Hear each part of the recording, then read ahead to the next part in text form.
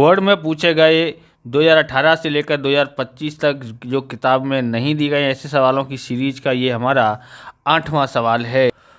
और ये पूछा गया है मार्च 2023, जुलाई 2019 में पूछा गया। ये मार्च 2023 का पेपर है। पहले ये हमने सॉल्यूशन कर दिया है, आगे के वीडियो में देख लेना। और ये दूसरा सवाल है, पहले अथवा में पूछा जाता, अब एक ही सवाल पूछा जाता है। बराबर इसी तरह का सवाल मार्च 2019 में कीमत फेरफार करके, जून 2024 में भी कीमत फेरफार करके पूछा गया है, यानी कि ये मोस्ट इम्पोर्टेंट सवाल है।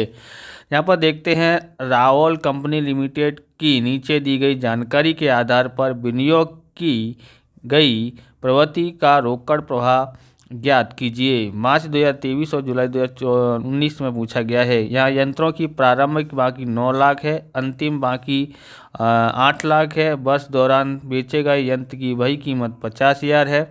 यंत्र पर घिसाई 1 लाख गिननी है और यंत्र की बिक्री कीमत 30,000 है। सबसे पहले हम लोग इसको लिखेंगे प्रारंभिक बाकी यानी कि शुरू की बाकी, यानी कि शेष आगे लेके आए, उधार साइड लिखते हैं 9 लाख को। ओके, तो यहाँ हम लोग लिखते हैं शेष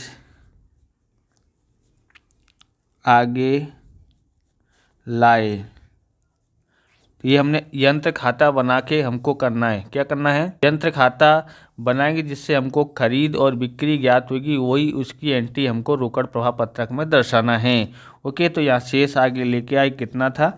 9 लाख था, तो 9 लाख दर्शाते हैं। ओके, अब हम लोग आगे और देखते हैं। तो ये हमारे पास है यंत्रों की बाकी, अंतिम बाकी, यानी कि अंतिम बाकी आपको पता ही हो गया है कि 8 लाख है। इसको कैसे लिखेंगे? तो शेष आगे ले गए, इस तरह से लिखते हैं।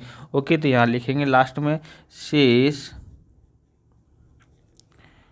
आगे ले गए, कितना है? 8 लाख। ओके, समझ में आया? अब यहाँ पर और देखते हैं, यहाँ क्या दिया है। तो वर्ष दौरान बेचे गए यंत्र की वही कीमत, तो इसको लास्ट में करेंगे, पहले ये देख लेते हैं। यंत्रों पर घिसाई 1 लाख है, तो इसकी रोम नामचा कैसा लिखे जाते हैं कि यंत्र घिसाई खाते उधार, यंत्र खाते का। बराबर, इसका खतौनी करनी हो तो कैसे करते हैं? जो उधार है उसको जमा करेंगे, यंत्र खाता जमा है तो जमा साइड क्या लिखेंगे? घिसाई खाते का। बराबर, घिसाई कहाँ लिखेंगे? जमा साइड में लिखते हैं। ओके, क्या लिखेंगे? घिसाई खाता, घिसाई खाता कितना है? घिसाई तो वो है 1 लाख। कितनी है?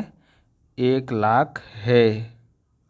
ओके, उसके बाद है यंत्र की बिक्री कीमत है 30,000। यंत्र की बिक्री कीमत कितनी है?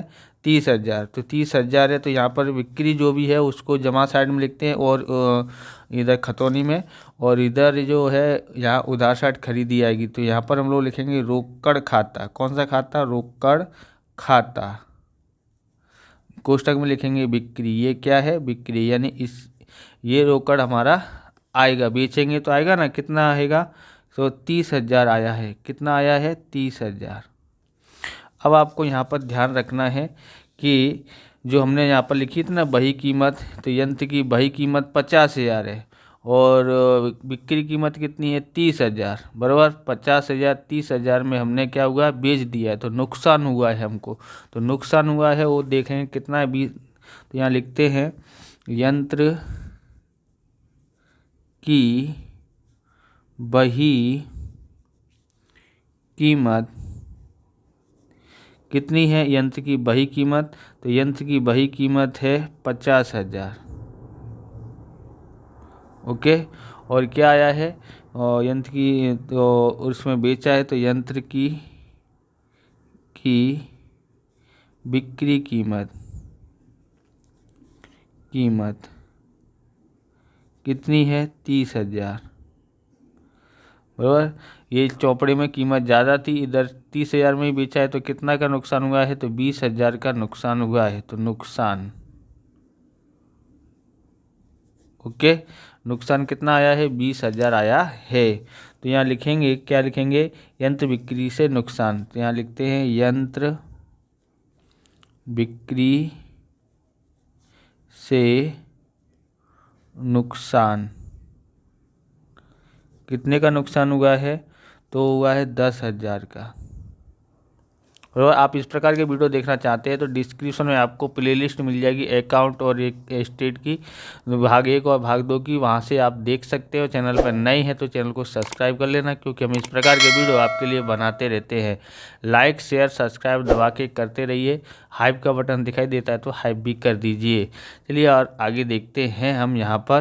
तो अब हमारे पास इसका टोटल करना रह गया है, टोटल कर देते हैं। किधर साइड टोटल ज़्यादा होगा, तो इधर साइड का टोटल ज़्यादा होगा। तो करते हैं, यहाँ पर कितना आता है 1,00,000 प्लस 30,000 प्लस 10,000, सॉरी नुकसान कितना हुआ 20,000 का नुकसान हुआ है। कितने का हुआ है 20,000 का नुकसान हुआ है। तो प्लस खोल दिया और करते हैं 8,00,000 जोड़ते हैं तो हमारे पास आता है यहाँ पर 9,50,000 आता है। कितना आता है 9,50,000। ओके, अब यहाँ पर देखते हैं 9,50,000, इसमें से 9,00,000 घटा देते हैं तो यहाँ पर हमको 50,000 मिलता है। तो 50,000 हमारी क्या है, तो है खरीदी। तो खरीदी है तो रोकड़ जाएगा, इसलिए रोकड़ खाता और यहाँ कोष्टक में लिखते हैं खरीदी। ओके, खरीदी ज्ञात कर ली है। हमको खरीद और विक्रय की एंट्री करनी है, क्योंकि ये हम रोकड़ा जाएगा पैसा तो ये माइनस में और ये रोकड़ा आएगा ये प्लस में। ओके, तो इसमें हम लोग लिखते हैं विनियोग प्रवृत्ति में से उद्भव हुआ रोकड़ प्रवाह दर्शाता पत्रक करना है। ओके, तो यहाँ पर क्या लिखेंगे, सबसे पहले यंत्र की बिक्री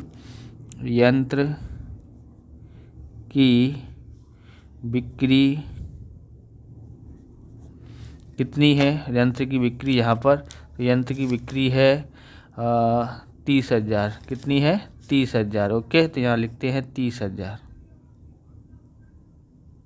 ओके, 30,000 लिख दिया। अब देखते हैं यहाँ पर, अब लिखेंगे यंत्र की खरीदी। तो इसमें रोकड़ा जाएगा तो जावक है, इसलिए कोष्टक में यानी माइनस में लिखेंगे। यहाँ पर क्या लिखेंगे, यंत्र